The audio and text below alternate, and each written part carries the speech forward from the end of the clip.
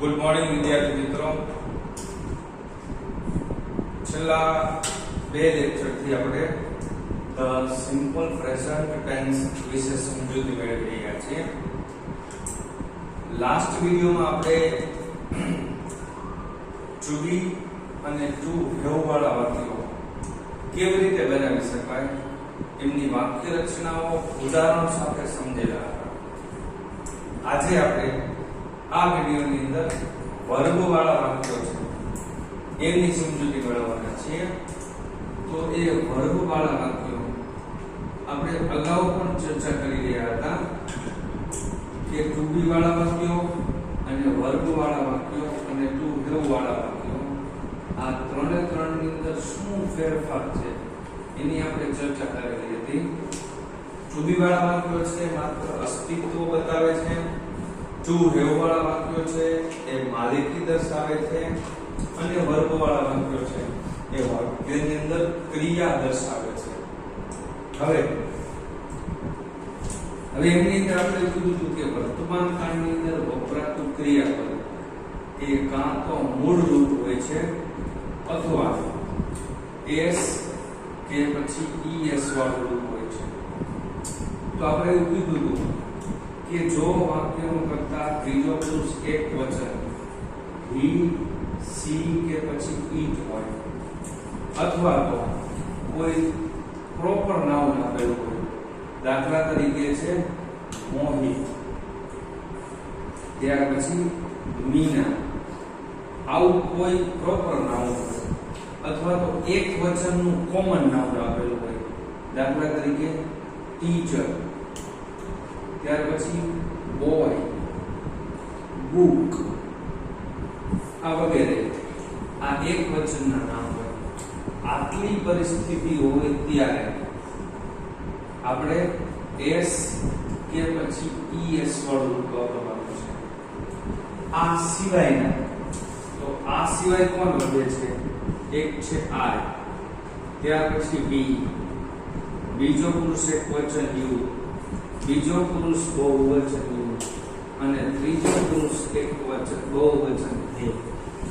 આટલી પરિસ્થિતિ હોય ત્યારે આપણે ક્રિયાપદનું મૂળ રૂપ વાપરવાનું છે. હવે એમની અંદર આપણે એવું કીધું કે કાં એસ વાળું રૂપ અને કાં ઈએસ વાળું રૂપ. તો ક્યારે આ એસ વાળું રૂપ લેવું અને ક્યારે ઈએસ વાળું રૂપ લેવું એમના માટેના ત્રણ નિયમો છે. તો એ ત્રણ નિયમો આમ તો આપણે પ્રાથમિક લેવલની અંદર શીખી ગયા હોય છીએ. એ ત્રણ નિયમો છે એમના વિશે સમજૂતી મેળવીએ. તો હવે જોઈએ એસ કે ઈએસ ના નિયમો. એસ કે ઈએસ ના નિયમો. તો ક્યારે એસ વાપરવો, ક્યારે ઈએસ વાપરવો એમના માટેના ત્રણ નિયમો છે. એમની અંદરથી પહેલો નિયમ કે જો ક્રિયાપદનો છેલ્લો અક્ષર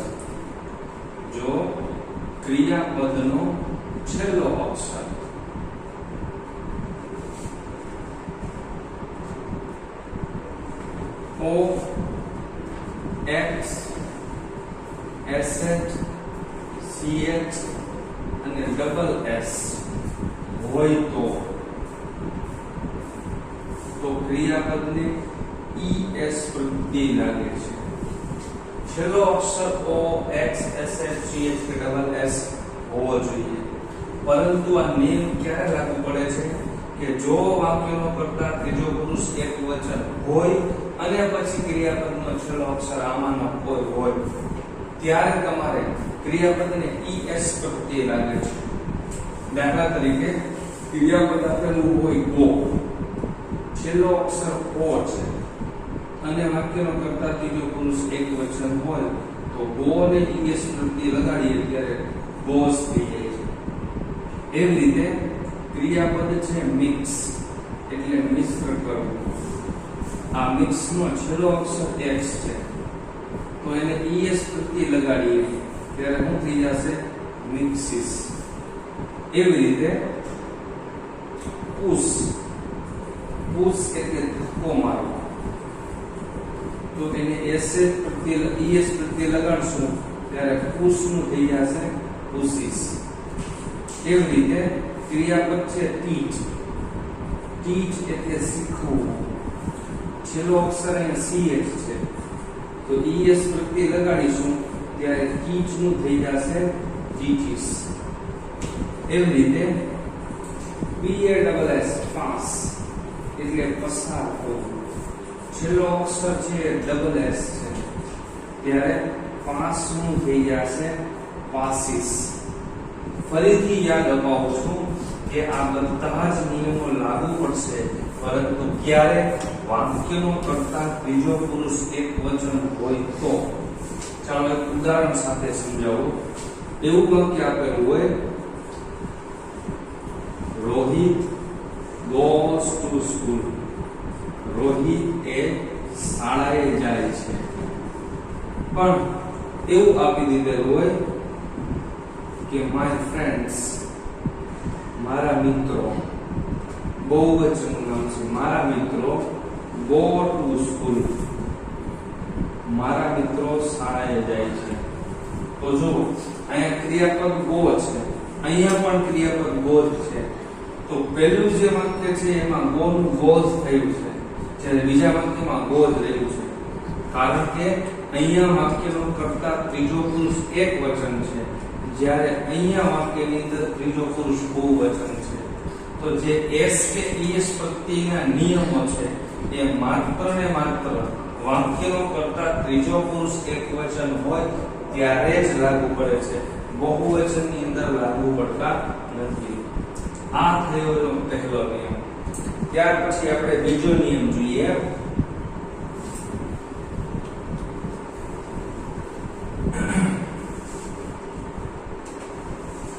એસ કે ઈએસ પ્રત્યેનો બીજો નિયમ કે જો ક્રિયાપદનો છેલ્લો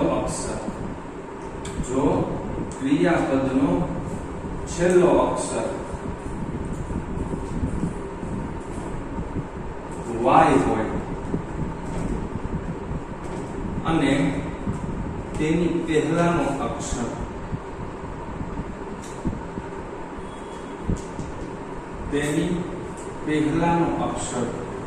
y ની પહેલાનો એક અક્ષર એ જ્યારે સ્વર હોય તો y છે એનો I થાય અને પછી ES પ્રત્યય લાગે છે. છેલ્લો અક્ષર y હોવો જોઈએ, એની પહેલાનો એક અક્ષર એ સ્વર હોવો જોઈએ ત્યારે y નો I થાય છે અને પછી ES પ્રત્યય લાગે છે. અહીંયા પણ તમારે યાદ રાખવાનું કે જો વાક્યનો કર્તા ત્રીજો પુરુષ એકવચન હોય તો જ આ નિયમ લાગુ પડે છે, નહીતર લાગતો નથી. ઉદાહરણ જોઈએ આપણે. દાખલા તરીકે cry. તો છેલ્લો અક્ષર y છે, એની પહેલાનો એક અક્ષર સોરી y ની પહેલા સ્વર નહીં, આપણે વ્યંજન જોઈએ છીએ. y ની પહેલા વ્યંજન હોય તો y નો I થાય. છેલ્લો અક્ષર y ની પહેલા વ્યંજન છે ત્યારે એને ES પ્રત્યય લગાડીએ ત્યારે CRIES cries. એવી રીતે ક્રિયાપદ છે cry. તો છેલ્લો અક્ષર y છે, એની પહેલાનો એક અક્ષર એ સ્વર વ્યંજન છે એટલે y નો I કરીને થઈ જશે cries. આ છે બીજો નિયમ. ત્યાર પછીનો ત્રીજો નિયમ એ સેજ આનાથી ફેરફાર વાળો. છેલ્લો અક્ષર y હોય અને y ની પહેલાનો એક અક્ષર છે એ સ્વર હોય તો y નો I થાય છે એના બદલે શું આવશે? y નો I થતો નથી, y નો I થાય નહીં અને માત્ર s પ્રત્યય લાગે છે. ES ને માત્ર s પ્રત્યય લાગે છે. દાખલા તરીકે ક્રિયાપદ આપેલું છે પ્લે. તો છેલ્લો અક્ષર y છે, એની પહેલાનો એક અક્ષર જે છે એ સ્વર છે એટલે પ્લે નું થઈ જશે પ્લેસ. એવી રીતે ક્રિયાપદ છે બાય. બાય એટલે ખરીદવું. છેલ્લો અક્ષર y, એની પહેલા એક અક્ષર સ્વર છે તો y નો I થશે નહીં, ખાલી s પ્રત્યય લાગશે બાઈસ. આ થયા s કે es પ્રત્યય લગાડવા માટેના ત્રણ નિયમો. પહેલો નિયમ OXSFCH હોય તો es પ્રત્યય લાગે છે. બીજો નિયમ છેલ્લો અક્ષર y ની પહેલા વ્યંજન હોય તો y નો i કરીએ es પ્રત્યય લાગે છે. અને ત્રીજો નિયમ છેલ્લો અક્ષર y હોય અને y ની પહેલા સ્વર હોય તો y નો i થતો નથી અને માત્ર ને માત્ર s પ્રત્યય લાગે છે. આ થયા s કે es પ્રત્યય લગાડવા માટેના નિયમો. ત્યાર પછી એક વાત યાદ રાખવા જેવી છે કે ત્રીજો પુરુષ એકવચન કોને સમજવું. આપણે હમણાં લખ્યું હતું કે he she it હોય કે પછી કોઈ પ્રોપર નાઉન હોય કે પછી કોઈ કોમન નાઉન એકવચનનું હોય ત્યારે આપણે ત્રીજો પુરુષ એકવચન સમજીએ છીએ. પરંતુ one છે, ત્યાર પછી buddy છે, ત્યાર પછી eat અને ત્યાર પછી every. one એટલે કોઈ પણ એક, somebody એટલે કોઈ પણ એક, each એટલે દરેક, every એટલે પ્રત્યેક, દરેક. હવે આ બધા જ સર્વનામો છે એને આપણે ત્રીજો પુરુષ એકવચન સમજવાનું. દાખલા તરીકે someone makes noise, કોઈ એક વ્યક્તિ અવાજ કરે છે. તો someone એટલે કોઈ એક, કોણ એ ખબર નથી તો જો એની સાથે વપરાતું ક્રિયાપદ કેવું એકવચન. someone ની જગ્યાએ આપણે somebody લખીએ. somebody makes noise, કોઈ એક વ્યક્તિ અવાજ કરી રહ્યો છે. એવી રીતે આપણે લઈએ eat.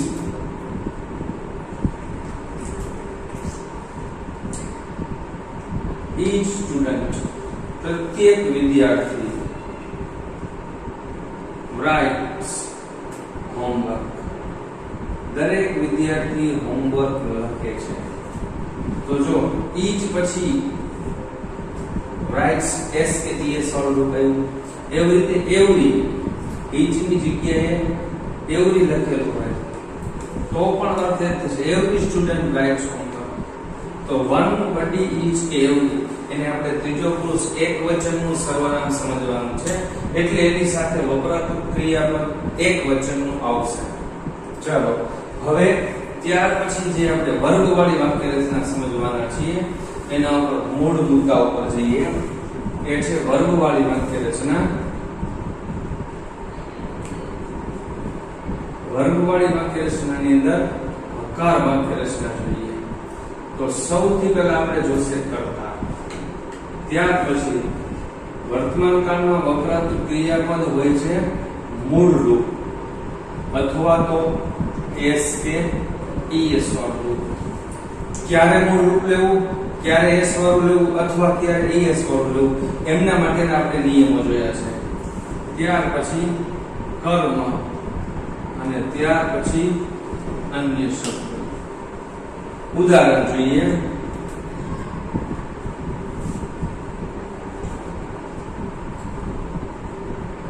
મોહનભાઈ sells vegetables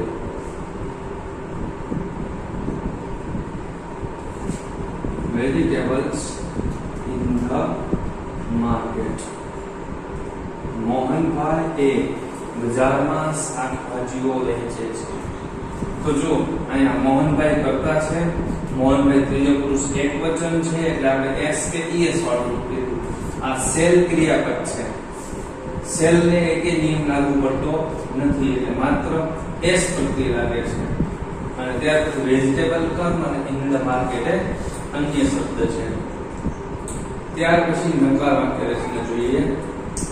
તો નકાર વાક્ય રચનામાં છે સૌથી પહેલા જોઈશે આપણે કર્તા, ત્યાર પછી વર્તમાન કાળનું સહાયકારક ક્રિયાપદ છે do અથવા તો does. ત્યાર પછી વાક્યને નકાર બનાવવું છે એટલે not. અને હંમેશા માટે યાદ રાખવાનું કે સહાયકારક ક્રિયાપદ do, does કે did કે shall એમની સાથે હંમેશા ક્રિયાપદનું મૂળ રૂપ જ વપરાય છે. મૂળ રૂપ પ્લસ કર્મ અને પ્લસ અન્ય શબ્દો. હવે જુઓ અહીંયા બે વાક્ય રચનાઓ બનશે. ટુ હેવ ની અંદર નકાર વાક્ય રચનાઓ અમેરિકન અને બ્રિટન પ્રમાણે બનતી હતી. એવી જ રીતે પ્રશ્નાર્થ વાક્ય રચના પણ બ્રિટન અને અમેરિકન પ્રમાણે બનતી હતી, પરંતુ અહીંયા એવા પ્રકારની વાક્ય રચના બનશે નહીં, કારણ કે અહીંયા જો ડુ અને ડઝ સહાયકાર ક્રિયાપદ છે અને અહીંયા મૂળરૂપ છે. ઉપરનું જે વાક્ય છે એ જ વાક્યનું નકાર વાક્ય બનાવીએ તો શું થશે? મોહનભાઈ સાથે ડુ અથવા તો ડઝ માંથી શું આવશે? મોહનભાઈ તૃતીય પુરુષ એકવચન છે એટલે શું આવશે? ડઝ. નકાર છે એટલે નોટ અને પ્લસ ક્રિયાપદનું મૂળ રૂપ. અહીંયા સેલ છે એસ કે એસ વાળું રૂપ છે તો એસ કાઢી નાખીએ તો મૂળ રૂપ શું બનશે? Sell. Mohanbhai does not sell અને પ્લસ કર્મ વેજીટેબલ્સ અને અન્ય શબ્દ ઇન ધ માર્કેટ.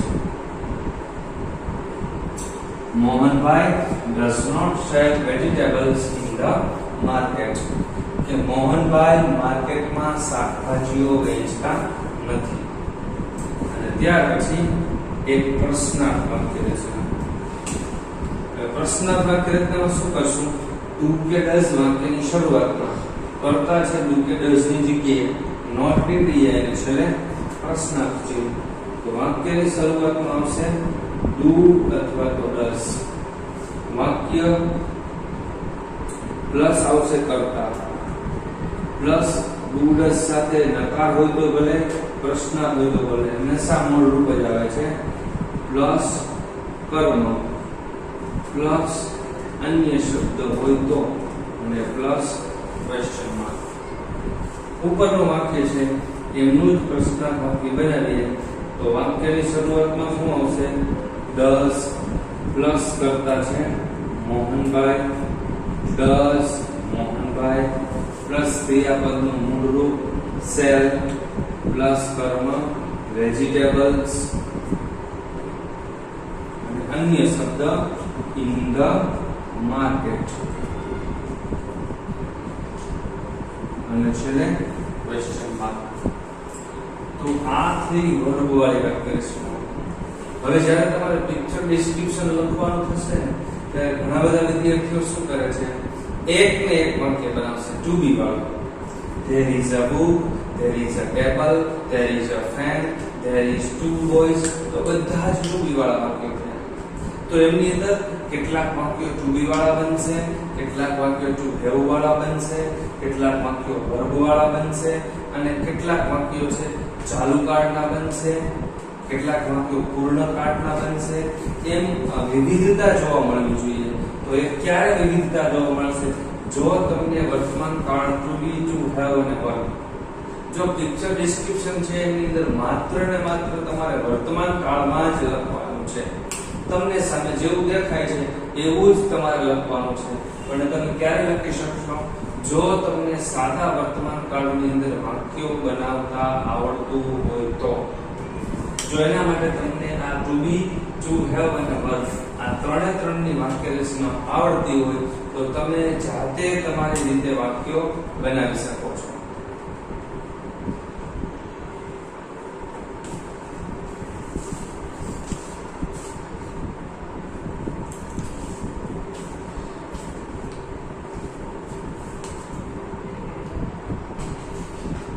તો હવે આજે અહીંયા સુધી રાખીએ છીએ.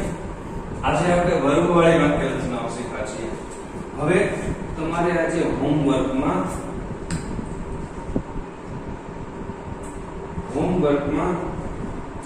જે વર્બ વાળી વાક્ય રચનાઓ આપણે શીખ્યા છીએ એની અંદરથી હકાર 5 વાક્યો બનાવવાના, એ જ વાક્યના નકાર 5 વાક્યો બનાવવાના, એ જ વાક્યોના પ્રશ્નાર્થ 5 વાક્યો બનાવવાના. આમ કુલ તમારે 15 વાક્યો છે હોમવર્કની અંદર બનાવવાના છે. કાલે જેમ વાત કરેલી એમ પ્રામાણિકતાથી તમારી જાતે ન આવડતી હોય તો આ વાક્ય રચનાઓને જોઈને અને જે વસ્તુઓ છે તમને નથી આવડે એવી વાક્ય રચનાઓ છે તમારી બુકની અંદર નિયમિત રીતે લખતા જજો. જેથી ભવિષ્યમાં જ્યારે પણ જરૂરિયાત પડે ત્યારે તમે વાક્ય રચનાનો યુઝ કરી અને વાક્ય રચનાઓ વાક્યો બનાવી શકો છો. તો ચાલો હવે આજે અહીંયા સુધી રાખીએ છીએ. નેક્સ્ટ વીકમાં જ્યારે મળીશું ત્યારે આ સાદા વર્તમાન કાળની કેટલીક નિશાનીઓની ચર્ચા કરીશું અને ત્યાર પછી ધ સિમ્પલ પ્રેઝન્ટ ટેન્સ વિશે સમજૂતી મેળવીશું. Okay, by.